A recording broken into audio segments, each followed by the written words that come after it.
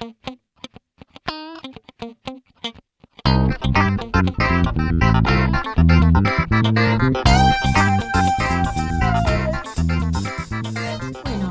muy buenas tardes.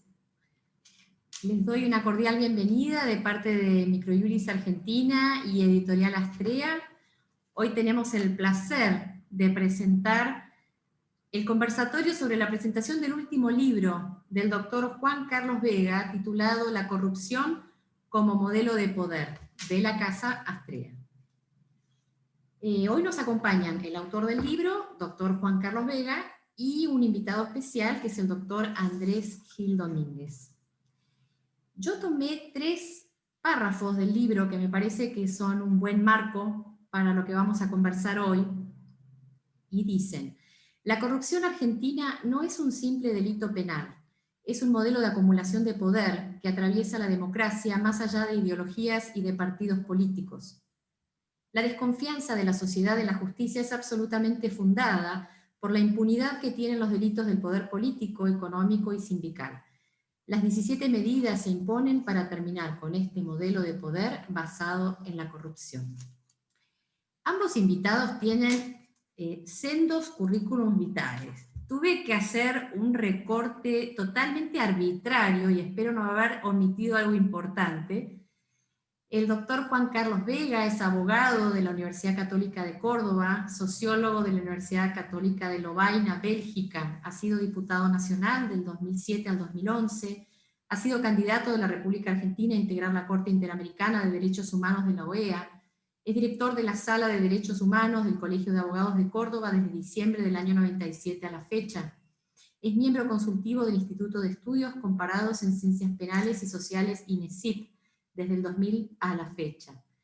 Ha sido defensor y apoderado de expresos políticos del terrorismo de Estado, caso BIRT, ante la Corte Interamericana de Derechos Humanos, defensor y patrocinante del condenado a muerte Víctor Saldaño, en el caso 12.254 Saldaño contra Estados Unidos ante la Corte Interamericana de Derechos Humanos, profesor encargado y experto dictante de la Cátedra de Legalidad y Jurisdicción Supranacional en la Facultad de Derecho de la Universidad Nacional de Córdoba durante 4 años.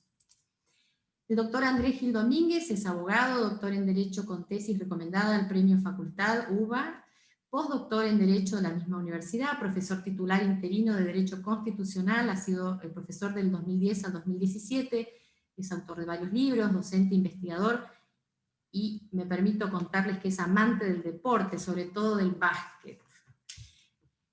Bueno, vamos a empezar con el doctor Juan Carlos Vega, que nos va a estar contando sobre su reciente libro, y la idea luego es que el doctor Gil Domínguez se una también para poder tener una charla, ¿no? Un conversatorio, como le pusimos de nombre a este encuentro. Así que le cedo la palabra al doctor Vega, a quien estoy viendo en pantalla. ¿Qué tal, Juan Carlos? Bienvenido. Gracias, Irene. Gracias por la invitación, a vos y a Microjuris. Gracias a mi editor, Alejandro de Palma, que está aquí. Pero sobre todo quiero agradecer a Andrés Gil Domínguez, a quien por primera vez veo, por la generosidad y la honestidad intelectual que tuvo sin conocerme y decodificar mi libro como si lo hubiera hecho yo. Así que gracias, Andrés, doblemente agradecido por el desconocimiento personal que entre nosotros tenemos. Así que arranco yo. El punto de partida del análisis, que es el punto de partida del libro, son 3 encuestas. Son 3 encuestas realizadas en 23 años, encuestas de opinión pública, rigurosamente científicas, presenciales, no telefónicas, con muestreos válidamente representativos, con universos bien delimitados y con preguntas que no tienen ningún tipo de sesgos, o sea, conforme los patrones científicos internacionales. Estas encuestas son la de 1993, que encomienda la Asociación de Magistrados y Funcionarios del Poder Judicial de Córdoba, la del 2008, que la encomienda la Universidad Nacional de Córdoba a través de su Centro de Estudios sociales y jurídicos, y la del 2015-2016 la encomienda el Colegio de Abogados de Córdoba. Son encuestas que buscan medir los niveles de confianza que el argentino tiene en su justicia. Los resultados son asombrosamente parejos en 23 años. El 82% de los argentinos, 23 años, encuestas rigurosas, declara tener escasa, baja o nula confianza en la justicia. Y aquí viene la primera pregunta que se formula en el libro. ¿Qué es lo que lleva a una sociedad a desconfiar masivamente de su justicia? La primera respuesta pasa por las ciencias sociales, que dice que no hay explicaciones monocausales de nada, menos de fenómenos tan complejos como es la desconfianza social en la justicia. Pero eso no quita de que existan variables explicativas centrales. Y la variable explicativa central que encontramos nosotros para medir este enojo de la sociedad con la justicia, esta brecha entre la justicia y la sociedad argentina, obviamente que es el informe del CIPSE del 2009. El CIPSE es el Centro de Investigación para la Prevención de la Criminalidad Económica, que hizo un trabajo muy prolijo en términos de trabajo de campo, sobre todo, donde midió el destino que tenían las causas de corrupción en los tribunales argentinos. Resultados. Tiempo promedio de un proceso judicial por corrupción en Argentina, 14 años. Índice de condena, 4%. Más del 90% de los procesos judiciales argentinos por corrupción terminan en prescripciones liberatorias, es decir, en declaraciones de inocencia. Índice de recupero de los bienes habidos por la corrupción en los procesos judiciales sustanciados, 0. Exceptuemos el caso de María Julia Alzogaray, donde sí se pudo recuperar algo. Estos son dos hechos, blindados en números, blindados en encuestas, blindados en estadísticas, que no pueden ser silenciados a la hora de hacer un diagnóstico sobre la Argentina del 2020. Estos son hechos cuantificados, son hechos que no pueden estar aislados de cualquier análisis de políticas públicas que se haga en la pospandemia argentina. Y aquí llegamos a la tesis central del libro, basada en esos hechos inconmovibles, que son desconfianza masiva de la sociedad en la justicia y que son impunidad garantizada para los delitos del poder, aclarando que cuando hablamos de delitos del poder, delitos de corrupción, nos referimos al poder político, al poder económico y al poder sindical. La misma impunidad que tiene el poder político, la tiene el poder económico y la tiene el poder sindical. Estos son los hechos de partida en el análisis. ¿Cuál es la tesis central del libro? Que la corrupción en Argentina, como dijo Irene, no es un simple delito penal. La corrupción en Argentina funciona como un auténtico modelo de construcción y de acumulación de poder político, de poder económico y de poder sindical. ¿Qué quiere decir modelo? Es un sistema aceitado para construir, acumular y consolidar poder político, poder económico y poder sindical. Este es el invento argentino de la corrupción. Es cierto que pertenecemos a un subcontinente como es Latinoamérica, que es el que tiene más altos niveles de corrupción en el mundo. Pero en Argentina estamos primeros en la creación de este modelo, de este sistema de acumulación de poder. ¿Cuáles son? Vayamos a la historia. Estuvimos en la sociología analítica, tanto en materia del CIPSE como las encuestas, vamos a la historia reciente para ver cómo funciona este modelo. Por primera vez en la historia, los argentinos tenemos 6 recambios presidenciales sucesivos. Nunca antes los tuvimos. Pero en este inédito proceso de larga democracia que por primera vez tenemos los argentinos, hay que ser memorioso. 14 años de neoliberalismo y 14 años de progresismo populista. Casi exactamente iguales son los dos ciclos. El neoliberalismo de Menem y de Macri y el progresismo populista, también llamado socialismo del siglo XXI, de Néstor, Cristina y Alberto. Son periodos casi exactamente iguales. Y en ambos se operan los mismos resultados. ¿En términos de qué? He elegido 4 variables para determinar el paralelismo en materia de resultados. ¿Cuáles son esas variables? Índices de pobreza, índices de Gini que miden la desigualdad en el ingreso, crecimiento económico y corrupción. Fíjense ustedes que en la democracia argentina, tanto en el periodo del neoliberalismo como el periodo del populismo progresista, Argentina nunca pudo perforar el 25% de pobreza. Es decir, que en el 2020, que tenemos un 40%, el mismo que teníamos en la última época de Macri, tenemos una pobreza estructural. No es una pobreza coyuntural. Este es el primer gran fracaso de la democracia argentina. El índice de Gini, que ustedes sabrán, es el que mide 0, máxima igualdad social en la distribución del ingreso, 10, máxima desigualdad social en la distribución del ingreso. Este indicador en Argentina da 4,8 o 5, de acuerdo a las mediciones que haga siempre el Banco Mundial.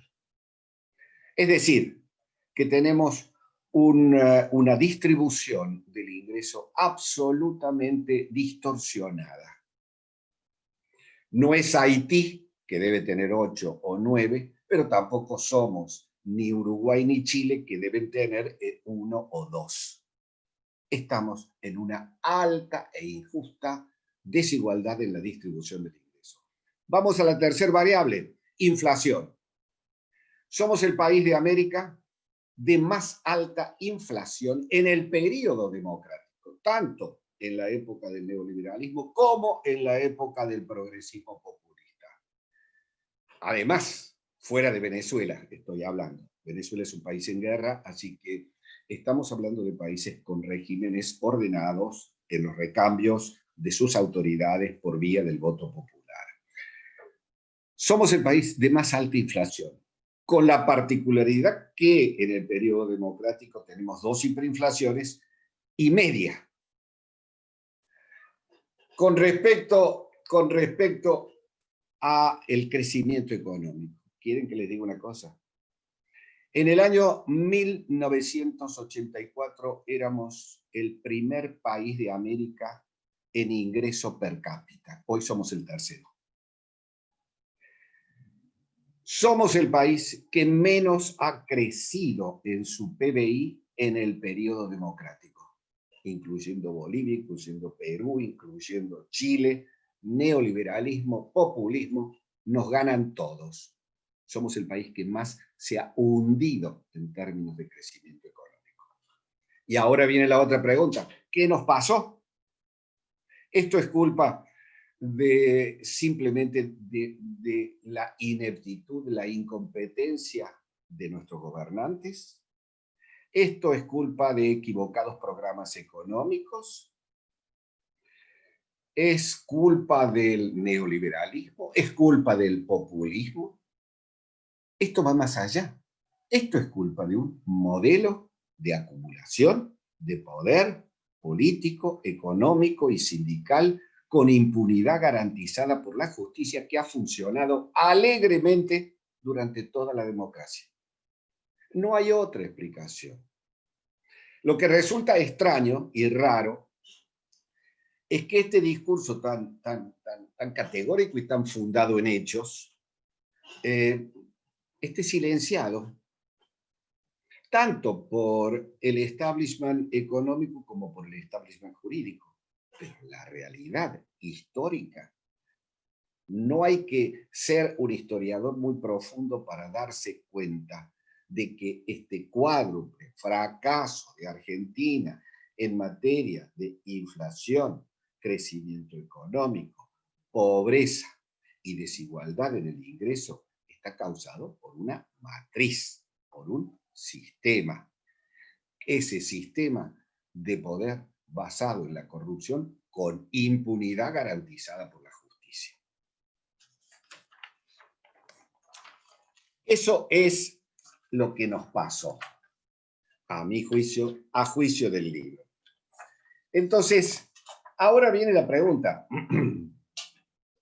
que también está silenciada. ¿Cuáles son los costos económicos que le ha generado a mi país, a nuestro país, este modelo de poder? Vamos a la economía. Fuimos a la sociología, después nos fuimos a la historia, ahora vamos a la economía. Costos.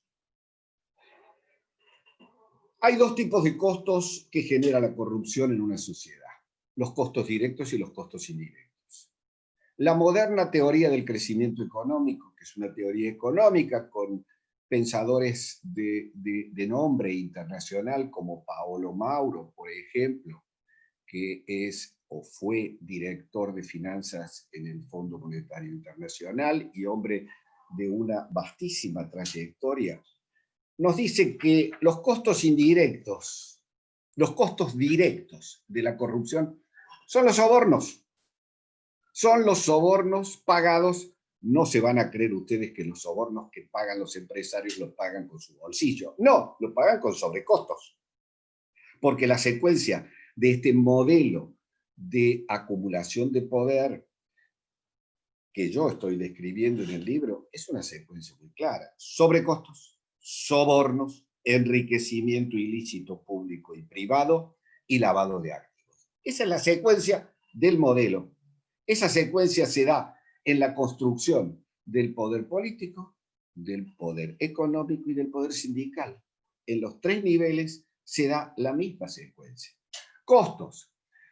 Economic Trend, que es una consultora de larga trayectoria nacional, ha calculado en función de un periodo. Ha tomado el periodo 2004-2015 porque fue la época en que hacíamos trabajo de campo. No es un periodo tomado con un sesgo político partidario, quiero decirles. Y ha hecho el cálculo de los costos directos de la corrupción en función de elementales números. Ha tomado los presupuestos de obras públicas de ese periodo de 10 años, presupuesto de obras públicas en la nación, les adicionó entre un 20 y un 40% de sobrecostos que era público, que se sobrecobraban por las obras públicas en la Argentina, y eso nos dio una cifra en el periodo de 10 años que va entre los 30.000 y los 40.000 millones de dólares. Casi el equivalente de lo que le debemos hoy al Fondo Monetario Internacional. Costo directo, limitado a la obra pública. A esto hay que agregarle, según Economic Trend, los sobrecostos y los sobornos pagados en la política de subsidios al gas, al agua, al transporte y los derechos de importación y exportación.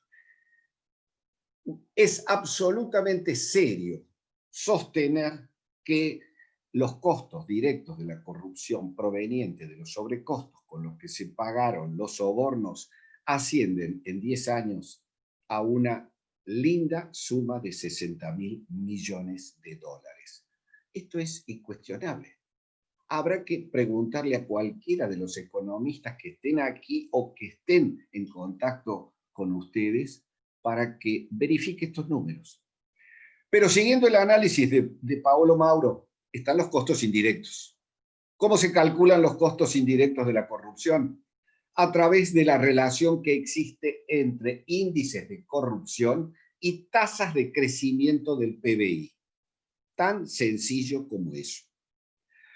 Había gente que decía, no, la corrupción genera un circuito económico subterráneo que dinamiza la economía. Yo escuché muchas veces que me decían eso. Pero resulta de que en estos enfoques que hace la teoría económica del crecimiento, con, repito, autores como Paolo Mauro, te dicen que por cada de aumento del índice de corrupción se reduce en un 0,75% el crecimiento del PBI per cápita. Ustedes me dirán, bueno, nosotros vinimos a escuchar un libro de derecho. No, pero esto es derecho también. Esto es integralmente, o esto integra el derecho también. Entonces, ¿qué hacer? Tenemos hechos. La sociedad desconfía en un 82% de la justicia. Los delitos del poder, la justicia no los castiga nunca. Entonces estábamos en la parte de qué hacer. Ninguna medida aislada sirve. Ni medidas aisladas jurídicas, ni medidas aisladas económicas. Estamos en la pandemia y esta es una oportunidad privilegiada que tenemos los argentinos para cambiar en serio. ¿Cuáles son las medidas que propone mi libro? Son medidas sistémicas porque el problema es sistémico. La primera medida, bueno, la técnica. Lo primero es la técnica. Yo creo que lo primero que hay que tener en claro es que la técnica de un cambio en serio debe ser la metodología jurídica que siguen los tratados de derechos humanos. ¿Por qué? Fíjense ustedes que en todos los tratados supranacionales de derechos humanos están integradas la ley de fondo, los medios de protección, la jurisdicción y los estatutos con los requisitos para los magistrados. Está todo el paquete ahí. Esa línea es la que creo que debe seguir mi país si realmente queremos hacer un cambio en serio. ¿Cuáles son los puntos centrales del cambio que propone mi libro? Reforma del Código Penal, en primer lugar. Y dentro del Código Penal, 3 cosas. Agravantes punitivos para los delitos contra la administración pública, título 11, libro 2, agravantes punitivos, no aumentos pasivos de pena que nunca funcionan. Agravantes punitivos. Y agravantes punitivos, ¿por qué? Porque nos interesa que los delitos contra la administración pública caiga el ministro y no el chofer. Por eso son agravantes punitivos y no aumentos masivos de pena. En segundo lugar, reformulación de la figura del funcionario público. Darle un baño de realismo a la norma. Hoy, los grandes recursos del Estado pasan por las concesiones de obras y servicios públicos. No pasan por las contrataciones directas o por las licitaciones. Pasan por los concesionarios. La Convención de Caracas, que es la Convención contra la Corrupción de todos los países de América, establece que los funcionarios públicos no son solo aquellos designados por el Estado, sino los que están al servicio del Estado. Esa es la segunda norma. La tercera norma que hay que poner ahí es la que hace yo diría, espera un momento, porque me estoy olvidando. No me quiero olvidar de nada. Ya te digo, Irene, para pasar al Código Procesal Penal. Bueno, después se los voy a decir. En la misma ley se reforma el Código Procesal Penal. En la misma ley, con 2 normas centrales. la garantía eficaz a los derechos de las víctimas en el proceso penal, que no las tiene, o al menos que no las tiene al mismo nivel que el imputado. Recuerden ustedes que la víctima, por el artículo 25 de la Convención Americana, tiene derechos humanos de la misma jerarquía que el imputado, que los derechos del imputado, a tal punto que hoy puede decirse, y si me tiene que corregir el doctor Gil Domínguez, que lo diga, que el artículo 18 de la Constitución Nacional es una garantía bilateral a favor del imputado y a favor de la víctima. La víctima de la corrupción es la sociedad. No olvidemos nunca eso. Y la víctima tiene dos derechos en el proceso penal, ese proceso penal donde nunca hay castigo, a que se castigue a los responsables y a que se recuperen los bienes robados. Pasemos a la tercera medida que propongo en esta mega ley que debería ser de cambio profundo. Restablecer la obligatoriedad de pago de impuestos a las ganancias por parte de los jueces y funcionarios que están exhibidos. Eso no resiste el menor análisis, ni jurídico, ni en términos de ejemplaridad moral. Si vamos a hacer las cosas en serio, las hagamos. Que los jueces sean imparciales, independientes, pero también que paguen ganancias. ¿Qué más? Suspensión inmediata de todo funcionario público que tenga un procesamiento firme por actos de corrupción. Suspensión en el ejercicio de sus funciones, sean funciones electivas o por designación. Esto es el ABC en el derecho del mundo. Aquí no se trata de esperar una ilusoria sentencia de la Corte Suprema de Justicia de la Nación que carece de todo fundamento convencional. No, estamos hablando de suspender en el ejercicio de sus funciones a aquellos funcionarios que tengan procesamiento firme por actos de corrupción. El fundamento no solamente es de puro realismo, sino también está en el artículo 36, quinto párrafo de la Constitución Nacional. ¿Qué más? Límite temporal de 8 años a todo mandato público o semipúblico. Los diputados, los senadores no pueden durar más de 2 mandatos. En este momento de la Argentina, con tantos fracasos, no pueden durar. Tampoco pueden durar los dirigentes sindicales y los dirigentes empresariales. Si queremos hacer las cosas en serio, también va ahí. Incorporar a la currícula secundaria y a la currícula universitaria el estudio de la corrupción como parte central de los derechos humanos, como violación autónoma a los derechos humanos.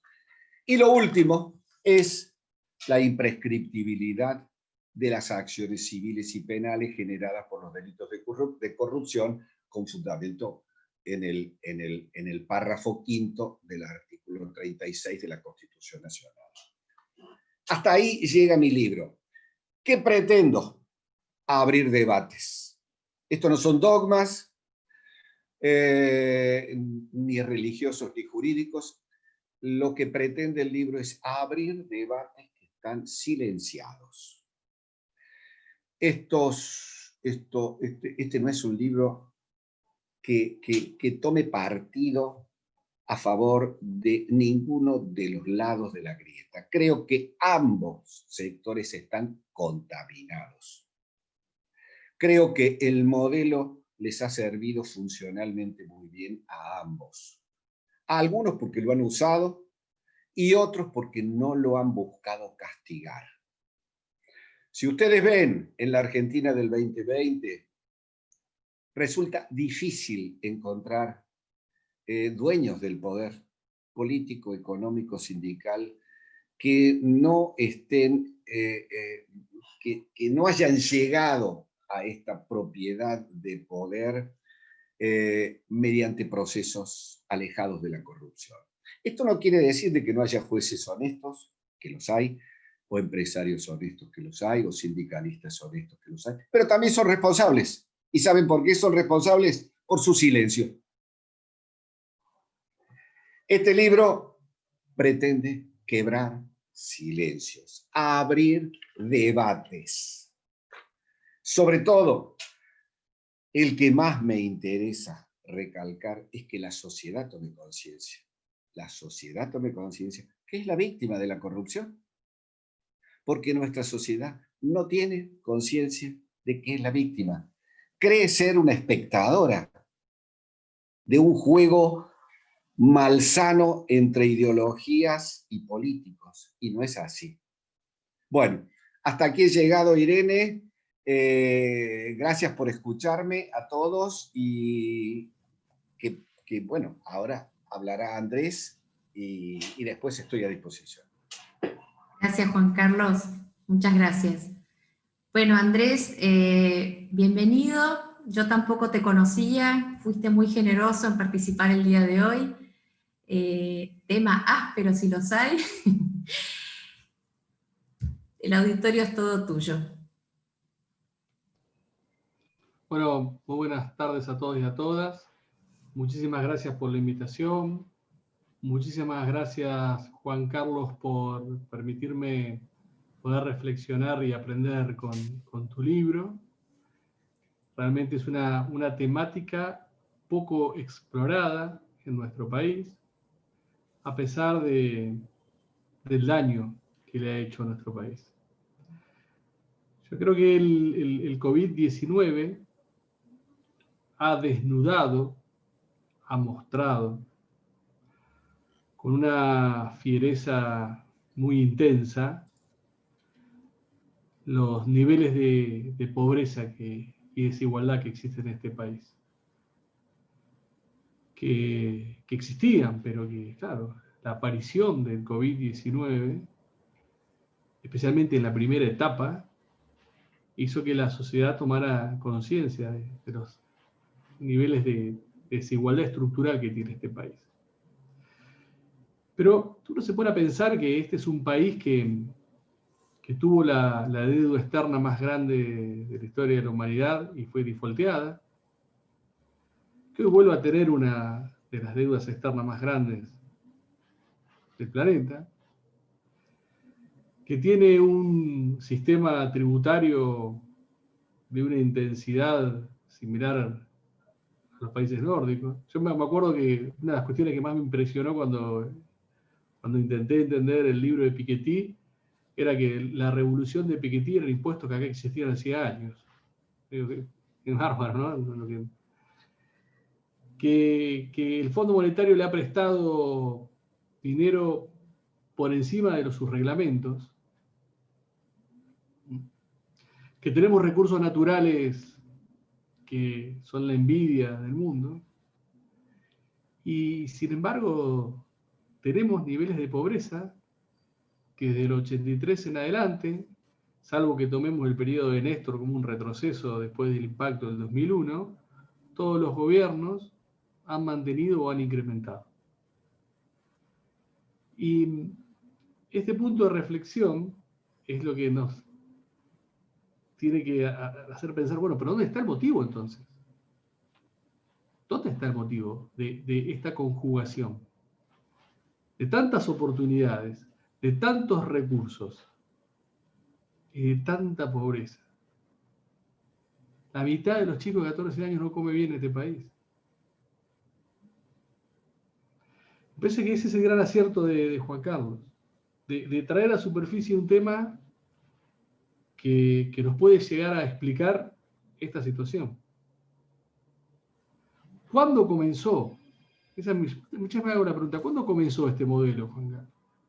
Voy a decir de la corrupción como un modelo de poder, de acumulación. ¿Cuándo?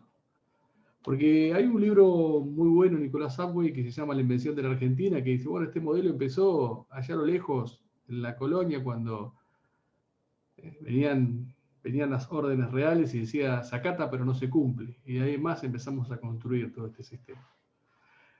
Ahora, ¿cuándo va a ser el día cero? Como así el derecho ambiental plantea un día cero respecto de la contaminación, dice, bueno, hoy es el día cero a partir de que se deje contaminar para recuperar el ambiente. Bueno, ¿cuándo va a ser el día cero para empezar a recuperar la democracia? ¿No? Y me parece que el libro de Juan Carlos lo que hace es eso, es traer a la superficie quizás las respuestas que no queremos buscar. Y es muy preciso cuando dice, la democracia ha perdido todas las grandes batallas, ¿no? Perdió la batalla contra la inflación, perdió la batalla contra el crecimiento, perdió la batalla contra la pobreza y perdió la batalla contra la corrupción. Y entonces me parece que este enfoque sistémico, no como algo aislado, es un análisis muy profundo de este fenómeno. Y quizás puede ser pensado como el eslabón del día cero, ¿no? A partir del cual tomemos conciencia. Pero yo creo, Juan Carlos, que tenemos un problema, que la sociedad argentina tiene con la corrupción como una suerte de síndrome de Estocolmo. Es un tema cultural, no sé si lo vamos a poder romper. Es un tema, y estamos todos inmersos, no sé, sin diferencias. Es como, sabemos que nos hace mal, sabemos que una de las grandes explicaciones de todo lo que nos está pasando está ahí, porque, a ver, si uno ve el último presupuesto, con las asignaciones presupuestarias para las áreas sociales, somos Finlandia. Somos Finlandia. Pues la cantidad de partidas presupuestarias que se han asignado en este último presupuesto que se está discutiendo, realmente para áreas sociales, para los DESCA, para los derechos económicos, sociales y culturales y ambientales, son fabulosos. Esto es Borgen. Estamos en Dinamarca y sin embargo, el año que viene la cifra de pobreza va a ser igual o más. Y en esto, que comparto, esto es el populismo, el neoliberalismo, acá no se salva ninguno. No se salva ninguno. Y lo que genera la corrupción es una ruptura dentro de la lógica del funcionamiento de la macroeconomía que con el paso del tiempo se vuelve muchas veces difícil de recuperar. Porque la corrupción te genera más desigualdad estructural y más necesidades que el Estado dé respuestas inmediatas a esa desigualdad. Muchas veces con políticas populistas, porque muchos sin ser populistas terminan siendo populistas por necesidad.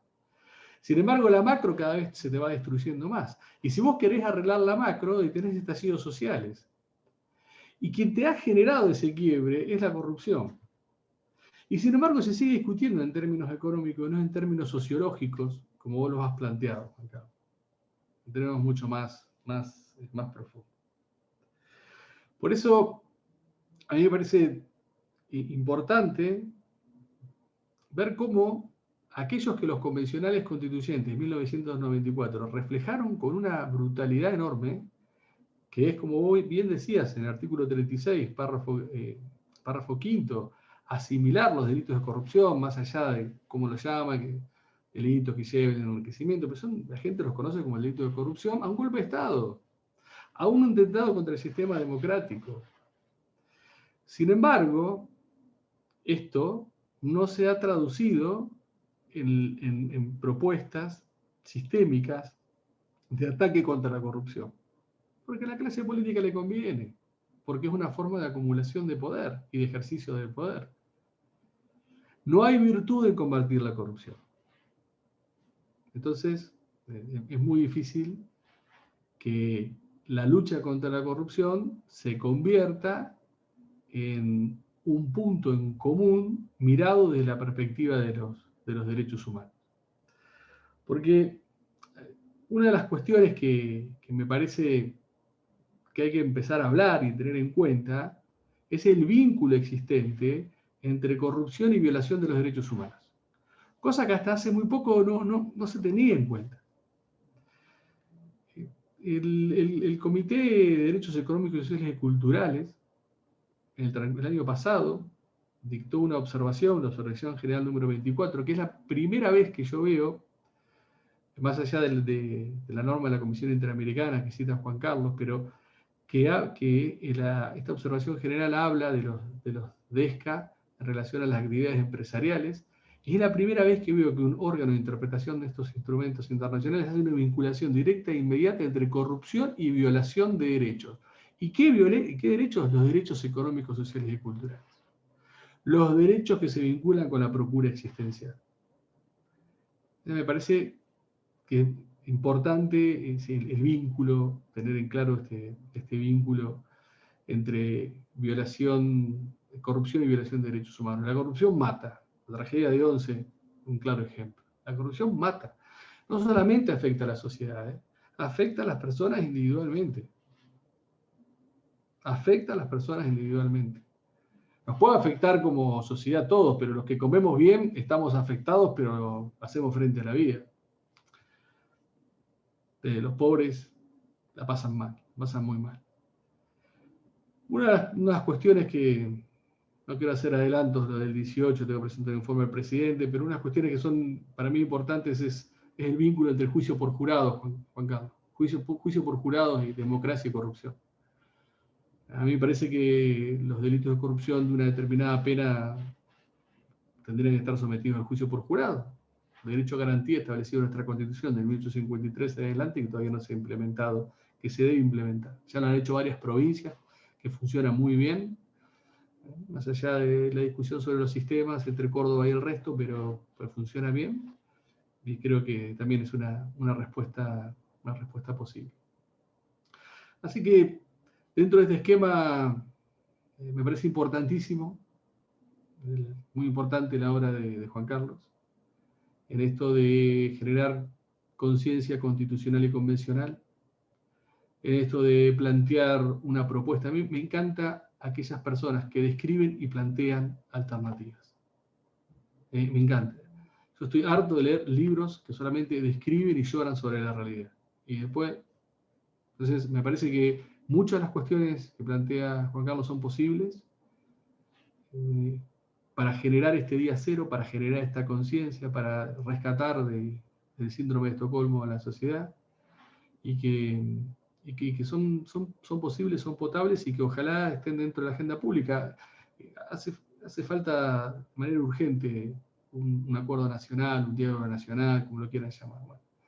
Bueno, una política pública que no puede faltar en ese acuerdo es la lucha contra la corrupción. La reformulación del Poder Judicial, del Ministerio Público, es esencial dentro de esa agenda. Y para hacerte un aporte, Juan Carlos, quizás para una nueva edición o para las numerosas charlas que darás, me parece que hay un vínculo también entre lucha contra la corrupción y agenda de innovación. Si nosotros apostásemos un poco más a la inteligencia artificial en la administración pública, me parece que también es una herramienta para poder combatir eficazmente la corrupción. A menos que nosotros, los argentinos y las argentinas, que nos caracterizamos por hacer lo imposible, volvamos corruptos una inteligencia artificial.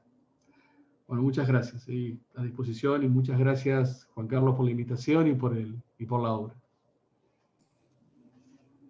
Gracias, Andrés. Irene, ¿puedo decir algo? Lo que quieras. Andrés, en realidad me decodifica.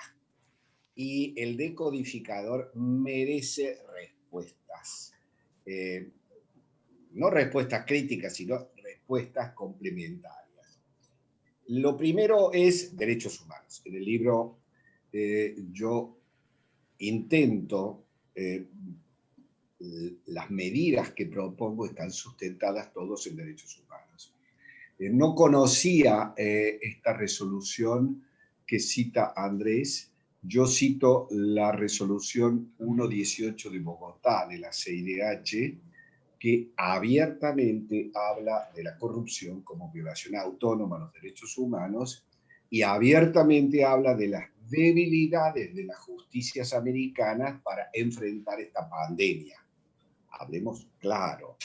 Si en este momento estamos buscando una reforma judicial, pues bien, yo creo que nuestro presidente tendría que leer la resolución 118 de Bogotá, donde le recomienda a los gobiernos americanos fortalecer los sistemas de justicia para poder luchar contra la corrupción.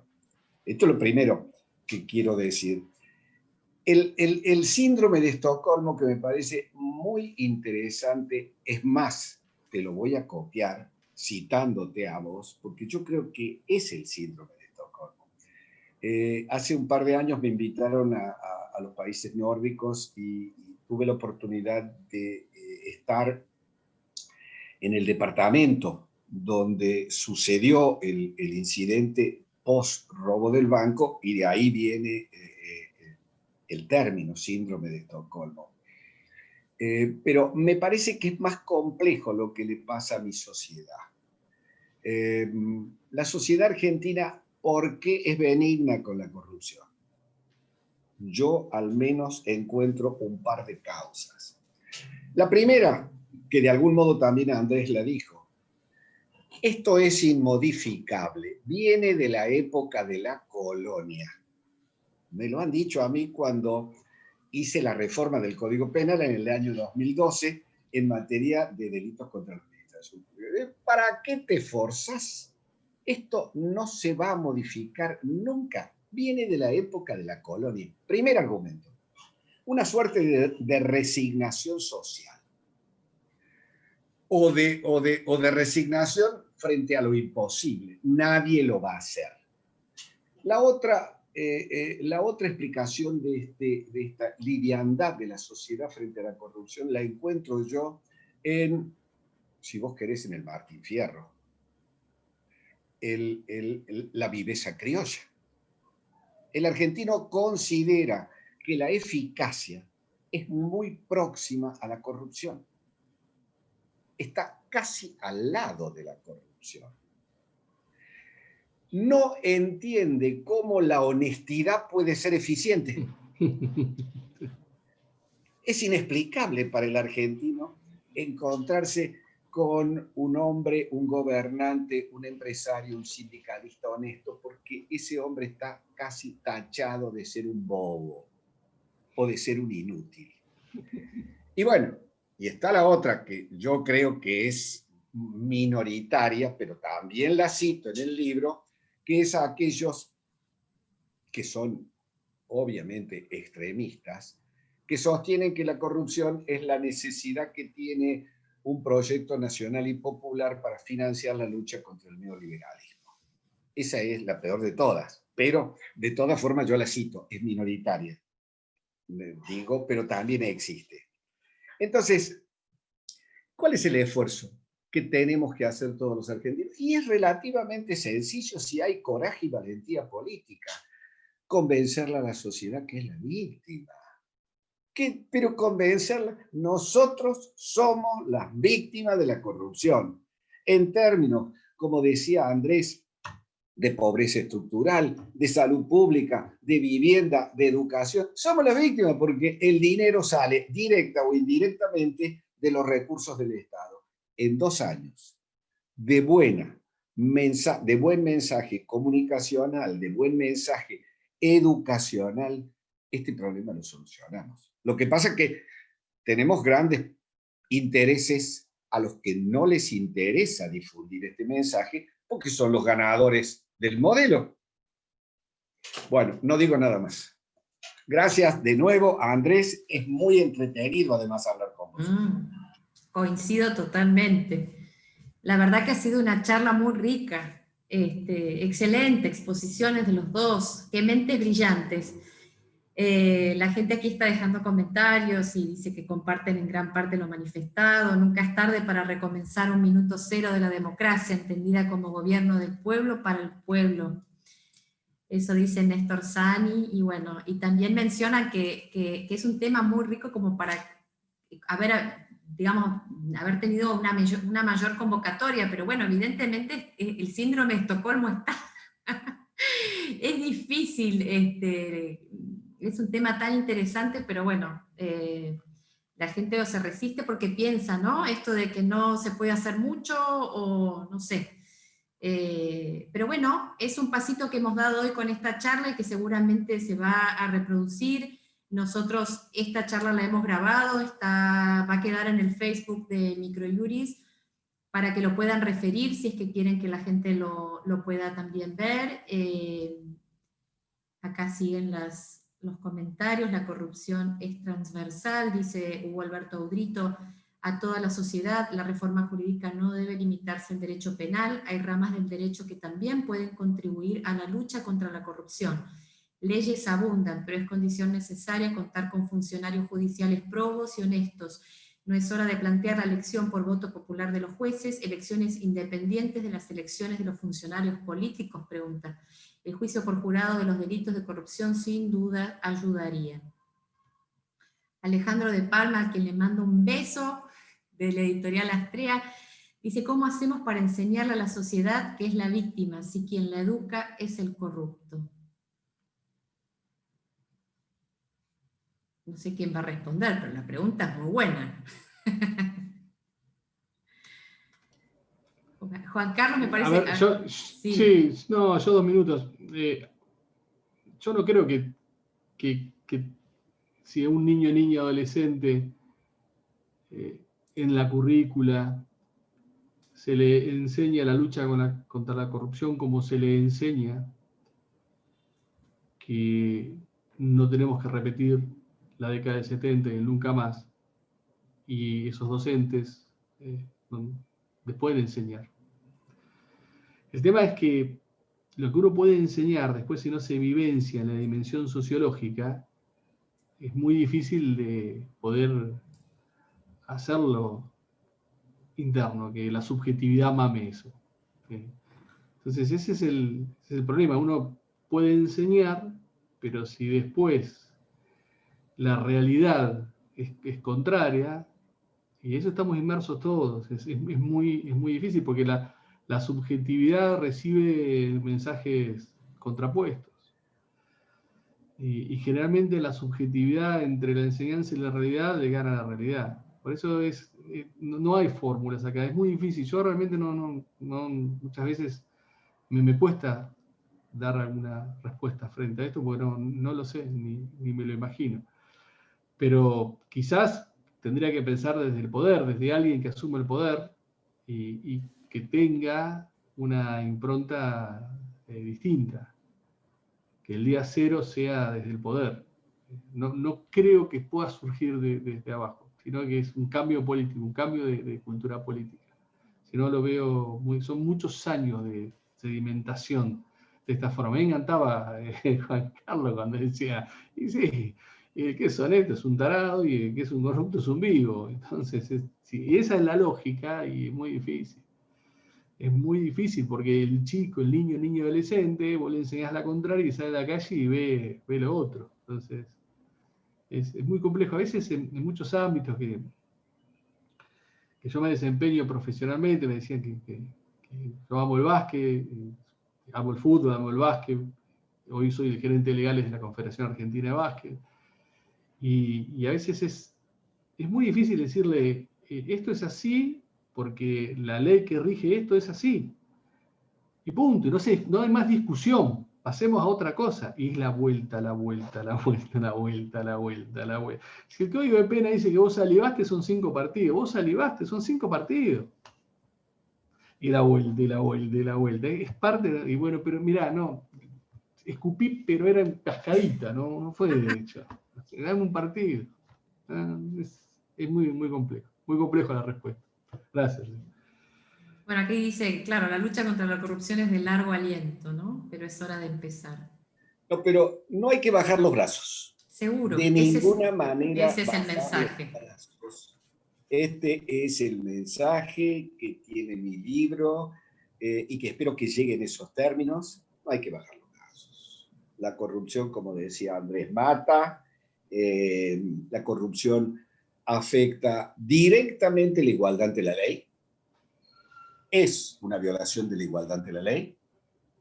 Y cuando hay desigualdad ante la desigualdad ante la ley está expresando una desigualdad en términos sociales y económicos.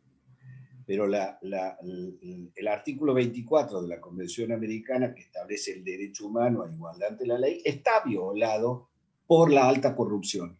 En realidad, no hay sociedad con alta corrupción que pueda declarar respeto a los derechos humanos. No hay, es técnicamente imposible.